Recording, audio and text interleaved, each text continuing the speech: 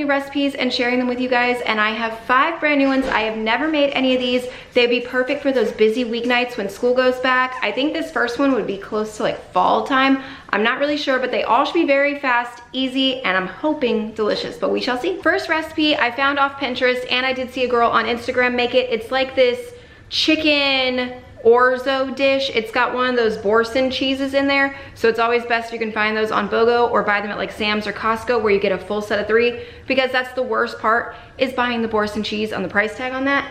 But it is only a pound of chicken, so that's not a place to save money. Double checking to make sure I don't screw anything up. But $425 for your oven. Go ahead and preheat that. And then you're going to need 1 sweet potato. I let Walmart bring my groceries, so I have 2, but they are kind of odd shaped and they do have a lot of issues. So I'm gonna clean these, peel these, and cut them, and then I'll show you the size.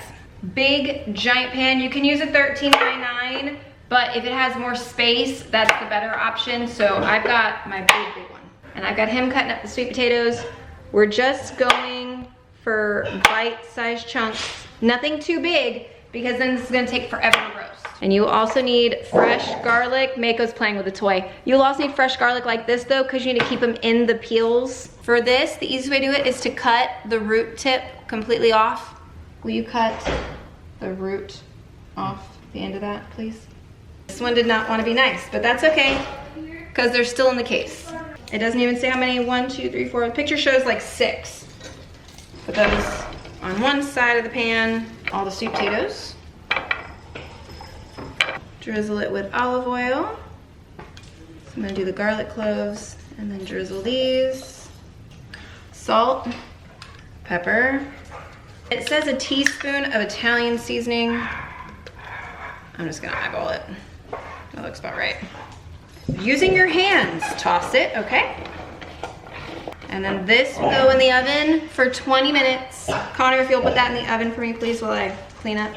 While the sweet potatoes and garlic are roasting, that's when you're gonna cut up your chicken. You can use chicken breast and cut them up smaller. I have chicken tenders on hand. It is only 1 pound that the recipe calls for. I have 1.07. That was as close as I can find in my store, but I'm gonna use chicken tenders, cut these up into bite-sized pieces as well. When I do chicken tenders, any of this extra stuff on it, I also make sure to get that off. Like this entire tendon, you could rip that out too if you want to.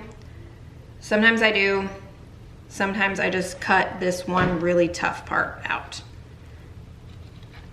Like that, but then I will leave the rest of it in there. Kind of cut them into 3, and then just chunk it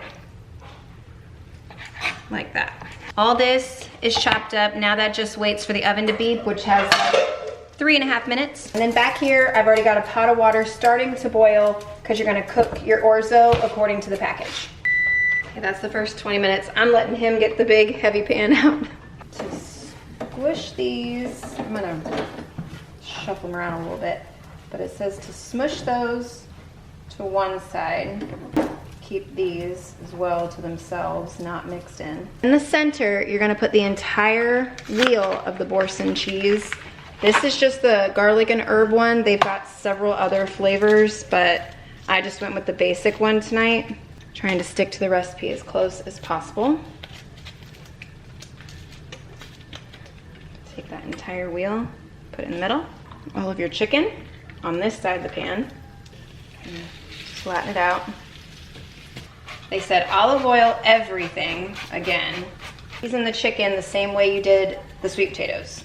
And put this, just like it is, back in the oven for another 15 minutes or until that chicken's completely cooked through. It says 1.25 cups. I want to see how much of the box that actually is. So there's 1 cup. 1/4, yeah, half a box. All right, it says to save at least 1.5 cups of the pasta water. It's orzo. You're gonna get a few tiny pieces in there, but just try to be careful and stick to the side. That. I did meat thermometer the chicken, but now you have to take the garlic cloves and you gotta push them out of that skin. I don't know if I wanna do it in this pan or not. The pictures show them doing it in the pan. What it wants is everything mixed together, babe. I'm gonna let you handle that because I'm gonna add the orzo and I'm gonna add water as needed.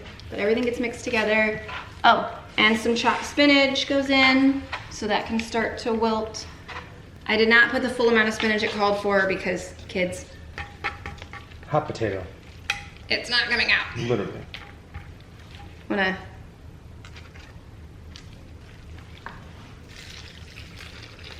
Be careful that water if it splashes you. It's boiling. Got a baton in your pocket. Oh my goodness. If any of you guys have seen The Rookie, my husband keeps singing Cop Cutie. If you know what we're talking about. If you don't, we're a little weird. It's okay. A little? All right. You're basically going for a generic sauce consistency for a cream sauce. So you don't want to add all this until you know, like, it's just a stopping point where everything's coated, but it's not too runny and it's also not too thick. I'm not making any sense here, but that's what their instructions say too. And now we cover the whole thing in shredded Parmesan cheese, just about a half a cup, nothing too crazy. I said about a half a cup of that just over the top.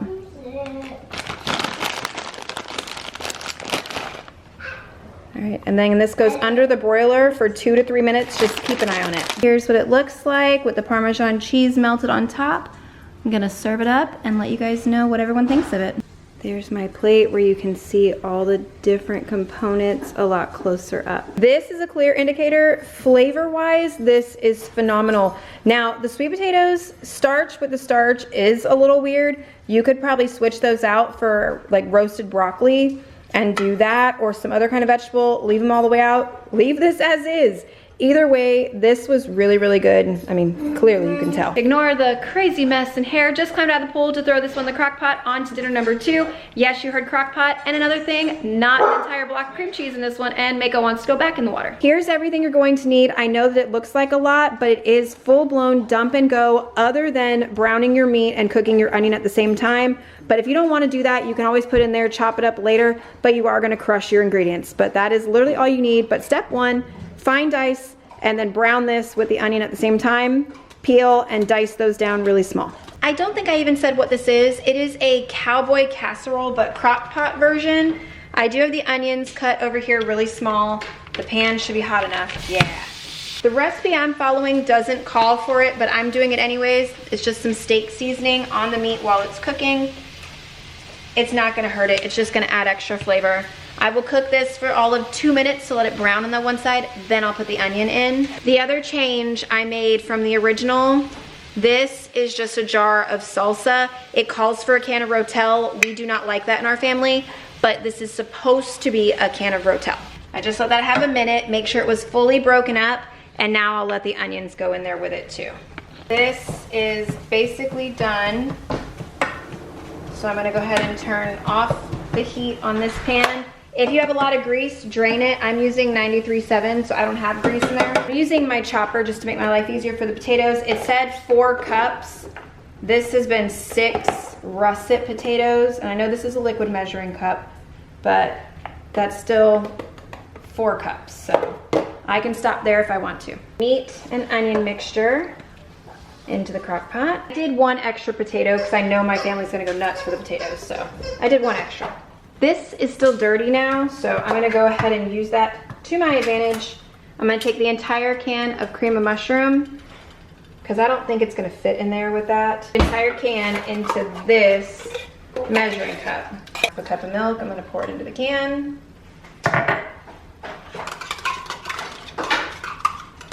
Pour it in there. I'm also gonna add the seasonings into here. A teaspoon of chili powder. Gonna eyeball, that looks about right. And then a half a teaspoon of salt and a half a teaspoon of pepper. Into there, I'm only gonna use half of the jar of the salsa, since that would be about the size of the can of Rotel. I have an open jar lick and it says 3 cloves. So I'm just gonna do like about a tablespoon and a half, like heaping. Can of corn drained, kidney beans rinsed and drained. Now every bit of that sauce mixture. Mix everything really well. Now I just pop a lid on. High for 4, low for 6. Obviously gotta plug mine in. I'm really bad about that. Push it back. And let it go. Did the 6 hours on low, now it's going to warm. See what it looks like. Okay, I'm gonna stir it up a little bit. Tested the potatoes, they are done. Ooh, and my camera's gonna fog. But we're gonna put about a cup of cheese over the top. Just put the lid back on, let it melt for a second, and then you're good to serve this. All that melty cheese. This smells incredible. Toppings, we've got extra cheese, sour cream. You could put cilantro, anything really you want to put on top of this. Here's what my bowl looks like with all the toppings and everything. This is absolutely delicious. The best way I can explain it is like chili cheese potatoes and beef tacos had a baby. The only thing my family did say is the beef to everything else ratio is off. So the beef needs to go up to like 1.5 pounds, but otherwise, yes, absolute yes. On to dinner number 3. I saw this one on Pinterest, and again, something I saw on Instagram as well, and I'm like, that sounds perfect for back to school, easy, fast dinner. I mean, this thing should come together in all of like 20 minutes or less. Very few ingredients, but very high protein, especially if you want to use protein pasta, but you don't have to. This is just what I have from a large box from Sam's, and then you could use any pasta sauce you want to, but it's like a chicken, well, they use ground turkey, but I'm using ground chicken pasta, creamy style, because you're going to blend in some cottage cheese and make it nice and creamy.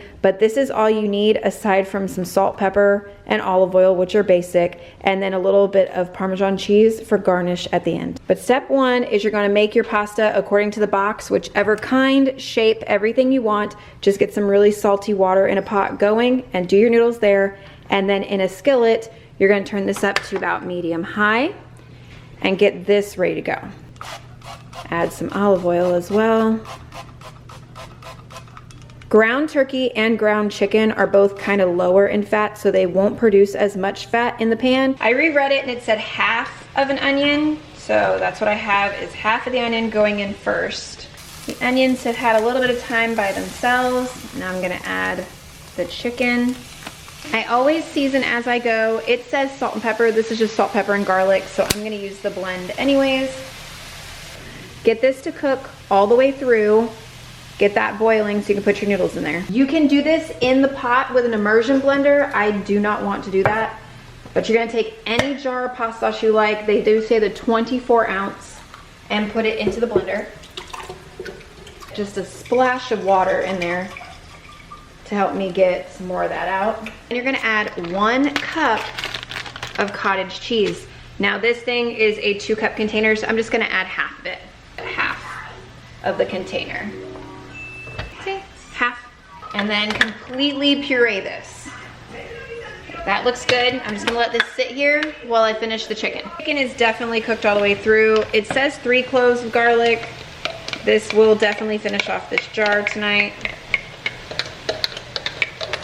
The longest part of this dinner is boiling the noodles. I'm still waiting on that pot, and the chickens are already done. And now I'm gonna pour the sauce into the chicken.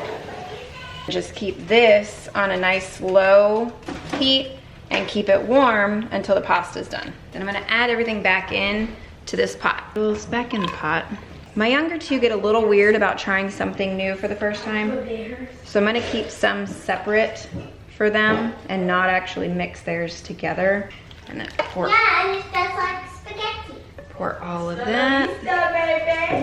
Mix it all up. A little bit of shredded Parmesan from the other night. I'm gonna put that on the whole thing, and then if they want more Parmesan, they can use the grated stuff. Here's what my bowl looks like. I'll let you know how it goes. This is Clean Plate Club all the way. This I normally share like little pieces with the dogs. I didn't even share with them this time. This is just so good. You cannot taste the nice little hidden ingredient in there. The only one of my kids that had a problem is Declan, and that's just because he does not like mixed combined things like this. But if I would have kept every piece separate, he would have eaten it that way. All of them said this reminds them of baked ziti. It cooked so fast. It was like 20-25 minutes at most. This is definitely going on rotation for when we go back to school because they all loved it. Just said they wanted some kind of like cheese on top, maybe like mozzarella cheese. But otherwise, everyone was good with this. And my husband hasn't even eaten yet. and we took down this huge portion of the pot. On to dinner number 4. This one I'm kind of taking a recipe I saw on the show The Kitchen from like years ago, and I'm just changing it up to what I think is gonna work better for our family, but I do like the concept of what they made, which is why I'm doing this. It's a play on beef stroganoff, but you're using beef ravioli. So, I mean, it sounds kind of interesting to me. They did use beef and mushroom ravioli. My family is not gonna eat the mushroom ravioli. So I'm just doing all beef and then adding the mushroom into the sauce, but I'll explain. This is gonna be another one that's super fast because you're not browning any meat or anything, and the longest it's gonna take is to boil your water and then to boil your ravioli. I have 2 bags of the frozen beef ravioli. They use the refrigerated packages, which cook a little faster as well. But I have 2 packs of those, a can of cream mushroom, and a beef gravy. They used a mushroom gravy and a different kind of cream cheese. So this is where my change is coming in. And then a diced half of a diced onion. You're also gonna need fresh parsley. Well, my garden ate it. The mint did take over, so whoever said that, I really wish I would have listened to you, because you're supposed to have fresh parsley. So I will have dried parsley, salt and pepper, but otherwise, that's literally it. And what you hear is that Mako. That says 6:08. I'm turning my pot on to boil. I really think this is gonna be like a 15-20 minute max dinner. I have the skillet heated, add some olive oil, and add your onion. Whole jar of gravy, and whole can of cream and mushroom. They said more pepper than you think you're gonna need. I'm not doing that. Pepper to taste. And I told you I don't have fresh parsley, so we're doing the dried stuff, because that's what I've got. It always scares me doing this. I hate doing that. Ah! The sauce is like super, super thick. So they said if you want to thin it out, you can use some of the pasta water. So I think that's what I'm gonna hold on to, is just grab some of it and decide down the line. But these are almost done. I whisked in about a half a cup of the pasta water, and I like the consistency much better, but I do still have about another half a cup just in case. I had to test one of the ravioli, but they're done and ready to drain. 6:35, this has been done for quite a while, and all I was waiting on was the ravioli to boil, which are finally done. In their video, they took the ravioli, laid them on a big platter, poured the sauce all over the top. I know my family's a little more picky, so I'm keeping them separate, but you can go ahead and mix them together at this point if you want to. I'm not doing that. Is it pretty? No, but does it smell really, really good? Absolutely, so I'm pretty excited to give this a try. I just put more of the dried parsley over the top, but I did keep everything separate, and to keep these from sticking to each other, all I did was spray it with some more olive oil. I'm gonna have to work on this recipe a little bit more. It does not have that little tang that you get from beef stroganoff, for one, and the mushroom flavor is very weak in this. So if those are the 2 things that you like in beef stroganoff, you're not gonna get those here. My husband is a very large fan of beef stroganoff, and he says that he does not like want to call this stroganoff at all because the ravioli texture just does something different. However, flavor-wise alone, and if I'm not calling it that, this is really, really delicious and something different to try with ravioli. As my daughter burps, and I don't know if y'all heard that, but if you're not calling it stroganoff and just a different play on ravioli, very, very good. Otherwise, we're gonna have to play with this recipe a little more. On to the 5th and final dinner, and this one I was really excited about when I found it on Pinterest. I like biscuits and gravy at breakfast time, and this is kind of like a play on that, because you're going to be just open facing any kind of biscuit that you like and pouring this mixture on top. It's like a chicken biscuit thing. This is everything you're going to need, and all of mine is doubled. So just keep that in mind when I say all of this. It wants an entire onion, finely diced. I'm gonna tell you the halved amounts, like the regular ones. 1/4 cup of flour, 1.5 cups of half and half. I think it said half a cup of that. Salt and pepper to taste. It also wants tarragon. I don't have tarragon, so I'm going to season it with just like some normal chicken seasoning. Half a stick of butter, 1 can of biscuits or frozen biscuits or whatever kind of biscuits you like, but see, I'm doing 2. And then it only has a 1/2 cup of frozen peas. I'm going to do a full cup of frozen peas and carrots.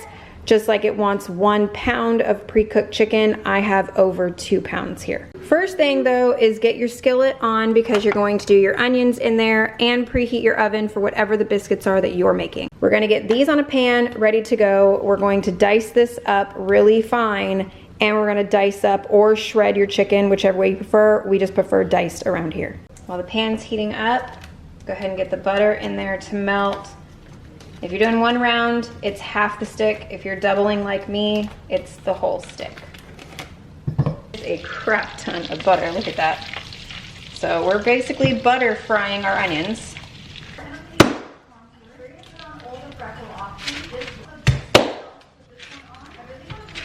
Keep those moving around so the butter doesn't burn. And get these in the oven. Okay, switching to a whisk for a second. You're gonna whisk this into all that butter. Start whisking, go. Salt and pepper. Gonna whisk this in, keep going. Because it's gonna start to clump. Keep going.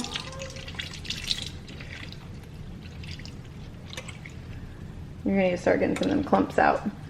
Get all them lumps out. So that's all the liquid. My burner has liquid on it, so it's gonna be making a bunch of noise, but I've got this whisked about as much as I can. I'm just gonna use roast chicken by Kinder for seasoning since I don't have the tarragon. I'm just gonna go off of a whim here. And once she finishes dicing it, we gotta put the chicken in. Now they want us to stir in the chicken and the peas, and I'm doing peas and carrots. So, Brianna, I'll do that so it doesn't pop on you. And it says a half a cup. I'm doing a full cup, so I'm just gonna eyeball it. That looks about right. Will you close that up? And the chicken. I'm gonna try and mix that in. And it says just cook this for a few minutes until it really starts to thicken up and the vegetables and everything are heated again.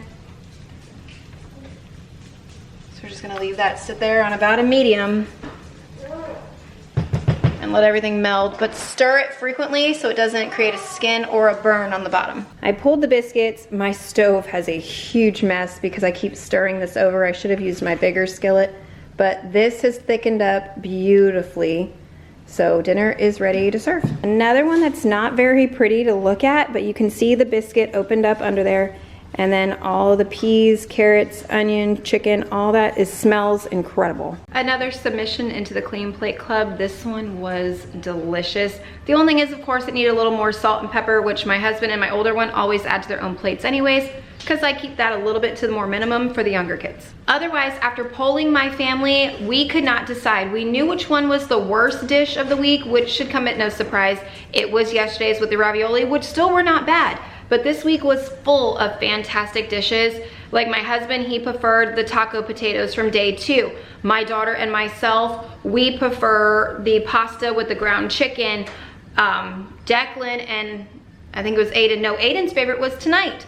But Declan, his was the Orzo pasta. Gwen's was the Orzo pasta. It was scattered across the board. No one could decide what their favorite was and make it all like, here's the one top one of the week for me to tell you guys. That's how good they all were. But that wraps up this one. All 5 of the recipes are really good. I'm still going to try and work on that ravioli one again because I think it's really fantastic because how quick of a dinner it is. But all of these were fast, great for weeknights, perfect for summer. A few of these I'm even gonna stretch into fall because I think I can work with the flavor profiles and make them great with like some squash, pumpkin, anything like that. But thank you guys so much for being here. As always, I appreciate it more than you know. Thumbs up, subscribe if you're new. I've got some dishes to make or clean. There's my daughter. She needs to get ready for bed. So I'm gonna end this one. Thank you guys. Have a great night. Bye.